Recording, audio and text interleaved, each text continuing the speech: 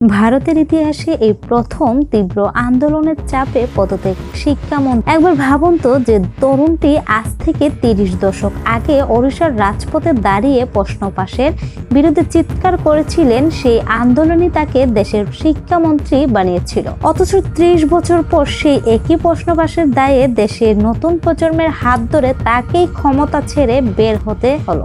রাজ সিং একবার বলেছিলেন, এনডিএ সরকারের মন্ত্রীদের এভাবে পদত্যাগ হয় না। কিন্তু 2026 সালে ভারতের জেনজি প্রমাণ করে দিল, ক্ষমতার সিংহাসন যতই শক্ত হোক না কেন, জনতার রায়ের সামনে তা ভেঙে পড়তে বাধ্য। কি ঘটেছিল সেই রাতে? কেন নিজেদের হাতে গড়া রাজনীতির কাছেই হেরে গেলেন ধর্মেন্দ্র প্রধান? আর দেশের এই নতুন যুব সমাজ কিভাবে পাল্টে দিচ্ছে পুরো দেশের রাজনীতির নকশা? আজ প্রথম কলকাতার এই বিশেষ পর্বে আপনারা এমন কিছু সত্য জানতে পারবেন যা ভারতের ক্ষমতার রাজনীতিকে চিরতরে বদলে দিয়েছে। ভিডিওটি একদম শেষ পর্যন্ত দেখুন, কারণ শেষ অংশটি ভারতীয় রাজনীতির ভবিষ্যৎ নিয়ে এক নতুন সমীকরণ উন্মোচন করবে। গল্পের শুরুটা কিন্তু হঠাৎ করে হয়নি। জল ফুটেছিল অনেক দিন ধরে।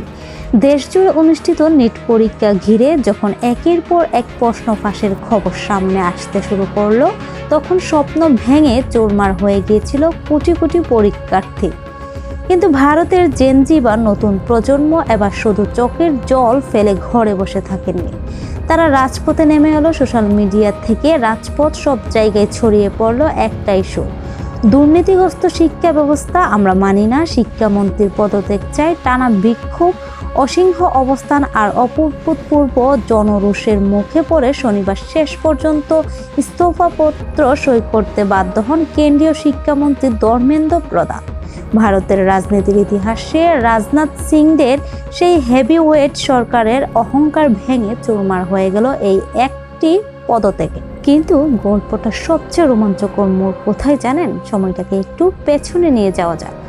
1969 সালের 26শে জুন ওড়িশার তালচের শহরে জন্ম নিয়েছিলেন ধর্মেন্দ্র প্রধান। আরএসএস এর ছাত্র সংগঠন এভিবিপি দিয়ে রাজনীতিতে নামা এই তরুণের জীবন বদলে গিয়েছিল 1997 সালে।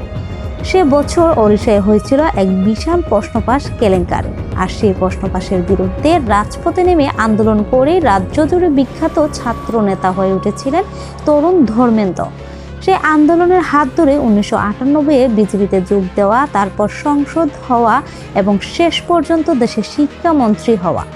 কিন্তু ইতিহাসের কি অদ্ভুত নিষ্ঠুরতা! 1997 সালে যে প্রশ্নবাসী আন্দোলন ধর্মেন্দ্র প্রধানকে রাজনীতির মূল স্রোতে এনেছিল, ঠিক 3 দশকের পর 2026 সালে আরেকটি প্রশ্নপাশ আন্দোলনে তার রাজনৈতিক ক্যারিয়ারের সবচেয়ে বড় পতন ঘটিয়ে দিল।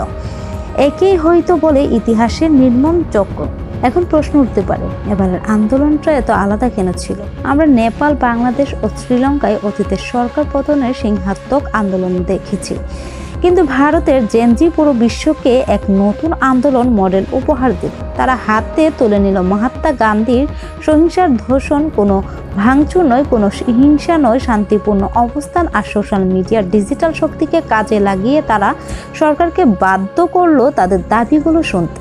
এখানে ভারত সরকারের পদক্ষেপও অনেকটা বড় বার্তা দেয়। বল প্রয়োগ না করে প্রধানমন্ত্রী যেভাবে ভিডিও বার্তা এবং সংলাপের মাধ্যমে এই তরুণদের কথা শুনেছেন, তা বুঝিয়ে দেয় একটি পরোক্ষ গণতন্ত্রের দিন শেষে জনগণের কণ্ঠস্বরের শেষ কথা। তবে শিক্ষামন্ত্রীর এই ইস্তফায় কি শেষ হবে, নাকি ভারতের রাজনৈতিক ইতিহাসে এটি একটি নতুন অধ্যায়ের সূচনা? বিশ্লেষকরা বলছেন, আসল খেলা তো সবে শুরু হলো। ধর্মেন্দ্র প্রধানের পদত্যাগ শুধু একজন মন্ত্রীর বিদায় নয়, একটি ভারতের রাজনীতিতে জেনজির একটি বড় শক্তি প্রদর্শন। এই তরুণ প্রজন্ম বুঝিয়ে দিল, তারা রাজনীতিবিদদের ফাঁকা বলিতে ভুলে না।